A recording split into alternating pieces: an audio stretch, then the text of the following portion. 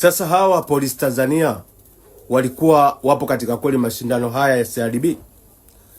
Kitendo hiki ndio kinafanya kombe la CRDB kuonekana kombe dhaifu. Yaani hivi inaonekana ili kombe la CRDB ni kombe dhaifu, ni kombe ambalo halina ushindani. Ni kombe ambalo halina maana yoyote. Ni kweli timu ambayo unatoa ushindani, unafungwa magoli ambayo hata idadi hayana.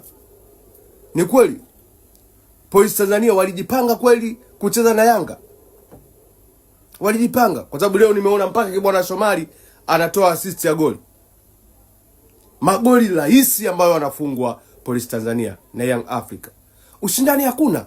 Yaani Yanga utafikia acheza mazoezi. Yaani hakuna ushindani hata kidogo. Yanga utafikia anacheza mazoezi. Sasa hii ndio inapelekea ili kombe watu kulizalau na kuona halina maana yoyote. Kwa sababu hakuna changamoto yoyote ambayo inatokea. Ni bora game ya jana ambayo niliona wale big 19 waliocheza na Simba afadhali kuliko huyu Polisi Tanzania. Timu mbovu, timu haikabi, timu haishambuli, ipo tu. Yanga wajifungia magoli rahisi.